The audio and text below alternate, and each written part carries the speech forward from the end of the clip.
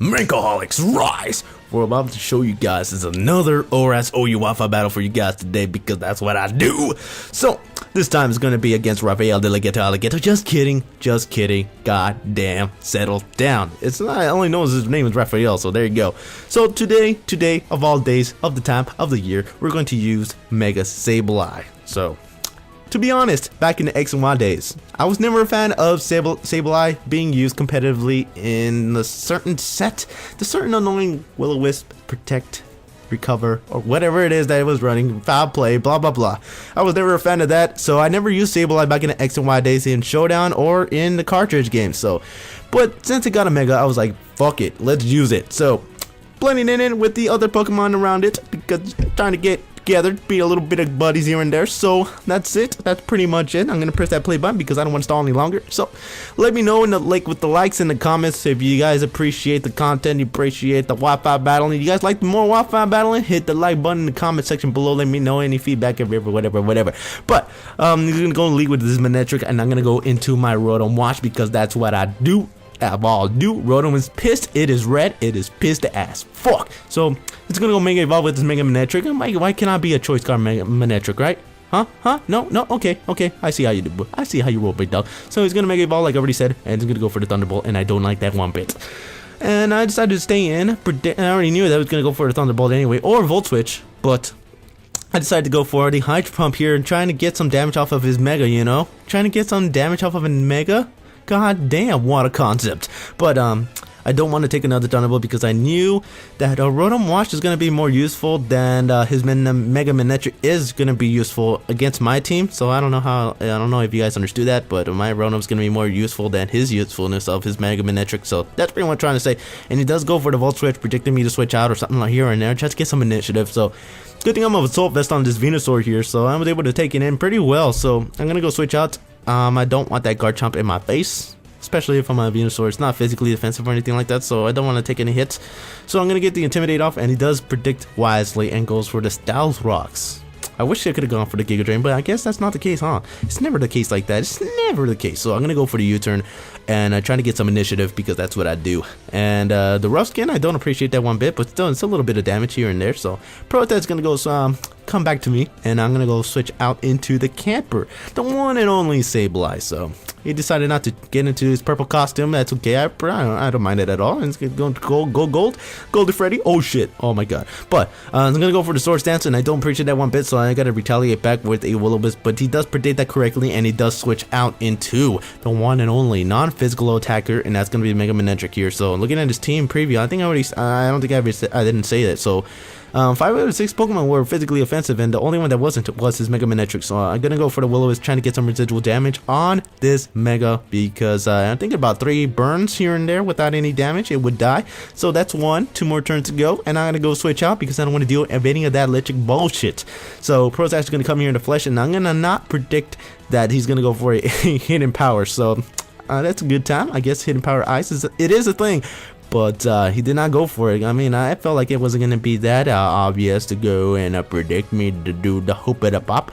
So he's going to go switch out, and he only has 1 more turn on his Mega Manectric, so that's something to keep in mind. So he's going to go back into his own Landorus, which I don't mind at all. So he's going to get the Intimidate, and the attack's going to drop, and I'm going to go for the U-turn myself, predicting that. So I guess he thought that I was going to be some sort of choice card variant.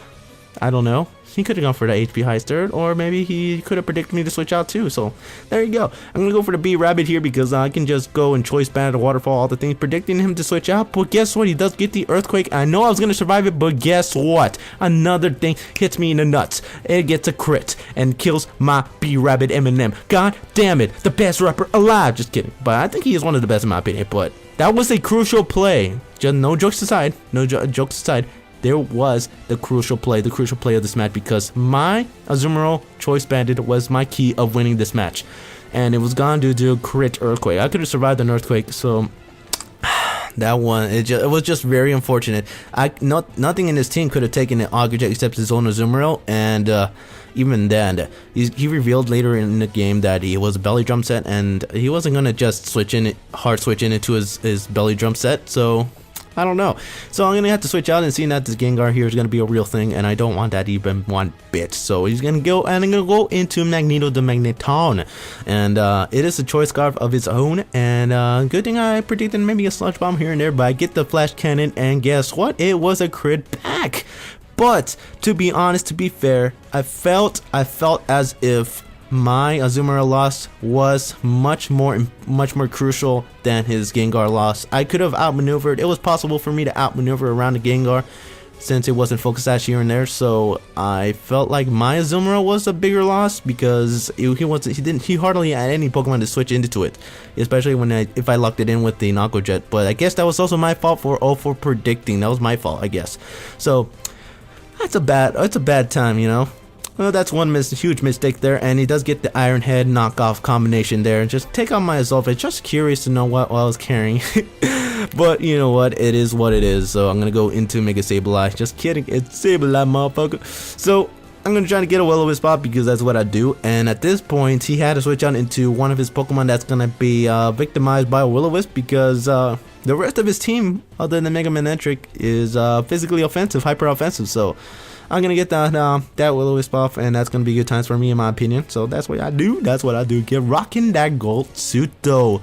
So I'm gonna Mega Evolve into Mega Sableye, the damn beast himself.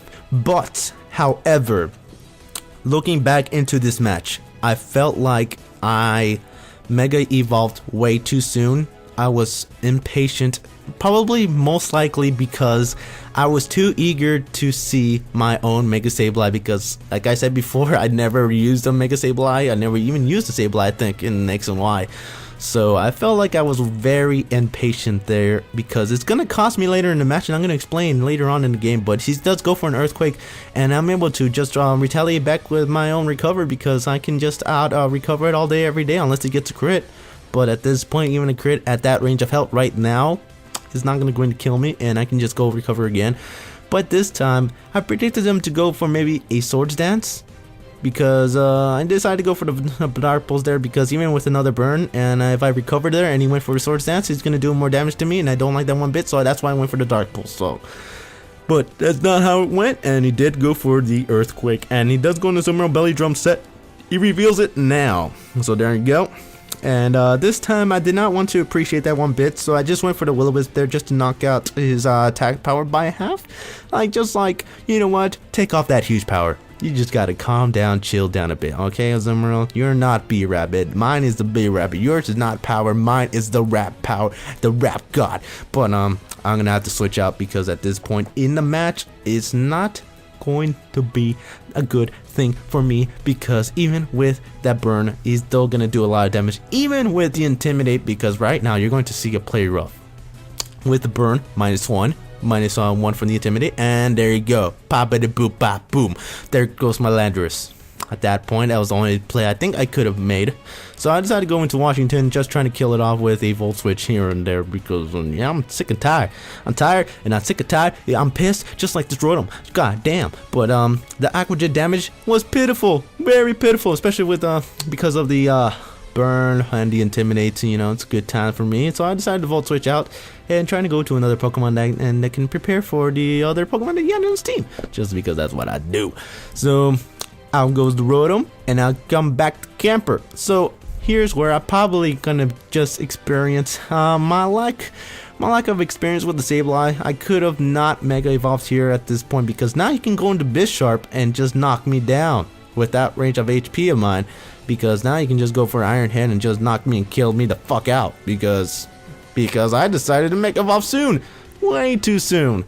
I could have just survived Garchomp's Earthquakes, calm-minded, recover, and then Dark Pulse and kill the motherfucker, but that's not what happened, so that was unfortunate. I was way too impatient there, so he's gonna go for the Sucker Punch, and I didn't like that one bit, but either way, that's gonna have to do it, and I did survive with the Life Orb, and I'd go for the Hidden Power, Ice. God damn it, fuck. God damn. When I picked up this Magneto up, I thought it was HP Fire, but I felt like now it was HP Ice. But as soon as this match was over, I just took that son of a bitch and made it HP Fire. So down goes the Magneto.